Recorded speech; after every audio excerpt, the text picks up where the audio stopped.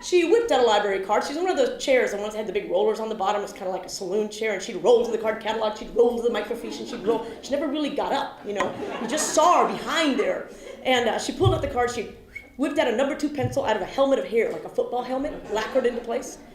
She had me sign, you know, my name and address, and then she said, with this book, you can go anywhere. With this card. This is a passport. And I said, I got one of those. I come from Cuba. Not that kind of passport. She then went into one of those soliloquies that adults go into when we become rapturous on a particular topic, you know, almost Aspergerish. And she said, oh, you can travel to the moon with Jules Verne. Did you know that? I wasn't sure what she was saying. You could stand on a balcony and be wooed by a man. What's woo? Don't worry, baby, you're going to love it. Said this wonderful spinster. She lived life on her own terms, I like to think. She then gave it to me, and she said that I could go to the children's room. I was not to wander, as she put it, willy-nilly through the stacks. I didn't know willy or nilly, but I knew not to, you know, mess with her. And I said, what am I going to do in this? She said, this card is so you can check out a book. Well, she should have told me that to begin with. Oh. I slipped the card back towards her and said, I don't like no stinking books. Remember what I said to my sister? Now imagine this. If I had gone to the card catalog, think back, those of you that remember it, I had pulled out that rod, you know, the one that held all the cards, and I had stabbed the dragon through the heart. I could not have caused more pain or grief, or as well, she certainly, I mean, she emoted. She was brilliant.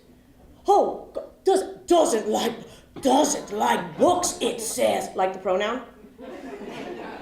Come here. What, come here? Thank you.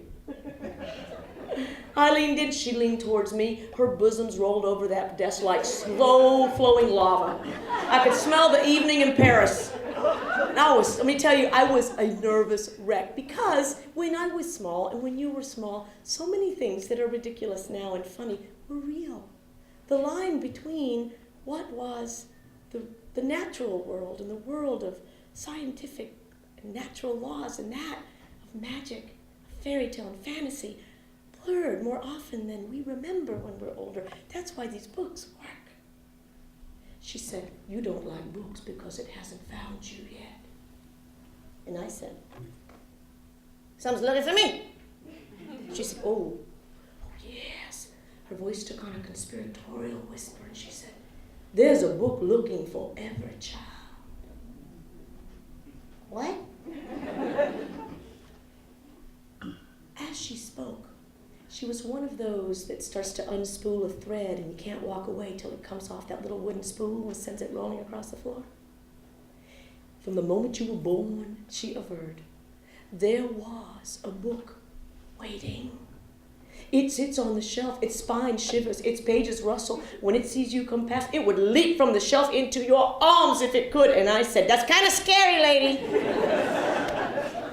And yet, I had been drawn in. And she said, some people are afraid of books. And she pushed the card back. You did not look like that sort of person to me. Show her if I was afraid of anything. Stuck that card underneath my underwear band. I saw the look on her face. This is not a woman who particularly liked children. Well, we'll see. I took the card. She told me to go to the children's room. She showed me where it was, past the radiator. I told her, you give them a crayon sound that no. And then, did someone just go back? I found the children's room. I have to make the story go quickly now. It was a marvelous children's room. It was very small, but well appointed. The person who had chosen the books, the selections had been made with care, I see now. And the walls were extraordinary. I didn't know it at the time. It took some research to go back and find out some of this. But the walls have been painted into murals by someone with a WPA project. And so there was Ivanhoe and Rebecca on Sunnybrook Farm, Tom and Huck going down a lazy Mississippi, Amelia stepping very carefully in some pies, William Tell. Oh. And as I looked at the murals, I ran my finger across the spines of the books, not looking down, looking up, as one would if one was a small child looking at murals. And there must have been one book, oh so precariously perched on the edge of the shelf, that I tapped because it fell to the ground and scared the living Jesus out of me. I jumped back and said, "You looking for me?" Told ya. And it only took a moment. "Oh, man, don't do nothing." I kind of toed it, because if a book was looking for you, you thought it was, wouldn't you want to know the title, guys? I mean, you at least want to know which book was looking for you specifically. When I picked it up, it didn't mean anything. It didn't even look that interesting. But I sat in the window seat, very civilized, the window seat. And I opened the book. It had that remarkable smell of non-acid-free books. And I was quickly lost. It was vertical reading, not horizontal reading. Horizontal reading goes like this, like a pebble across a pond. Vertical reading takes you deep to the very murky bottom. And I never heard over the sound of